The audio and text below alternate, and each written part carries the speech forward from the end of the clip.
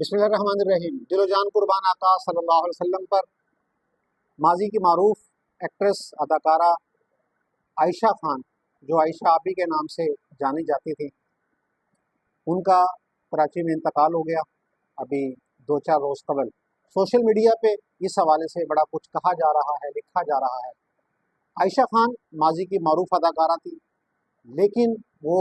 Apartment میں تنہا اکیلی رہتی تھی، اور ان کی موت ہمارے معاشرے کے لیے ایک بہت بڑی علامت ہے، ایک بہت بڑا سائن ہے۔ ان کا ایک بیٹا اسلام آباد میں بہت بڑے فارم ہاؤس میں رہتا تھا، دوسرا بیٹا کراچی میں عالی شان بنگلے میں رہتا تھا، جبکہ ان کی والدہ تنہا اپارٹمنٹ میں رہتی تھی، اور تقریباً 7 روز قبل اس کا انتقال ہو گیا۔ یعنی کس تنہائی کے اندر اس نے زندگی گزاری ہوگی کہ آخری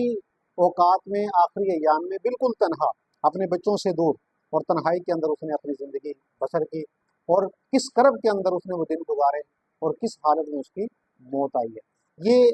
ہمارے معاشرے کے لیے ایک بہت بڑا المیہ ہے، سوچنے کی بات ہے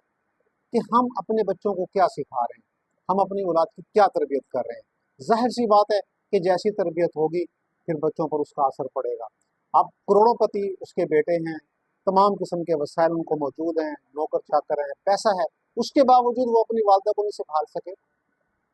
تو یہ اس میں ڈیفینٹ ہمارے معاشرے کے لیے ایک بہت بڑا میسج اور بہت بڑا پیغام ہے کہ ہم اپنے بچوں کے لیے مالی آسودگی ان کو پہنچائیں، ان کے لیے زیادہ سے زیادہ سہولیات مہیا کرنے کی کوشش کریں، ان کو اچھی رہائش دلانے کی کوشش کریں، ان کے لیے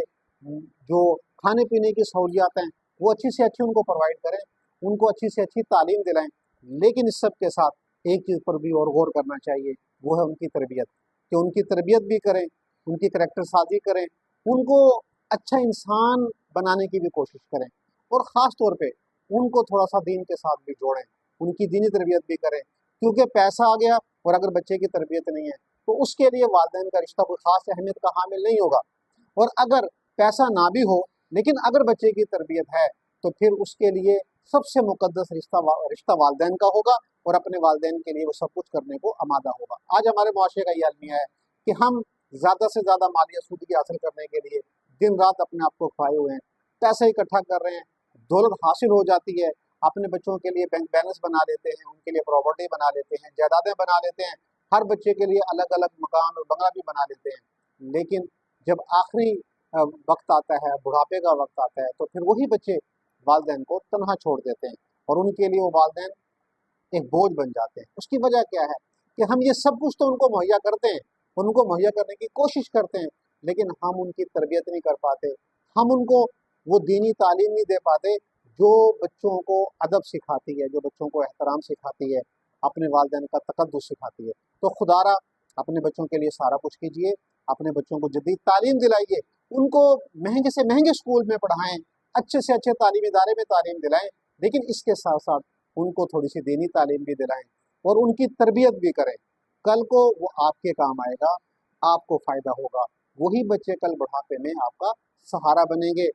عائشہ آپی کی موت یہ ہمارے معاشرے کے لیے ایک علامت ہے، اور ہمارے لیے ایک بہت بڑا سبق ہے کہ ہمیں اس حوالے سے سوچنا چاہیے۔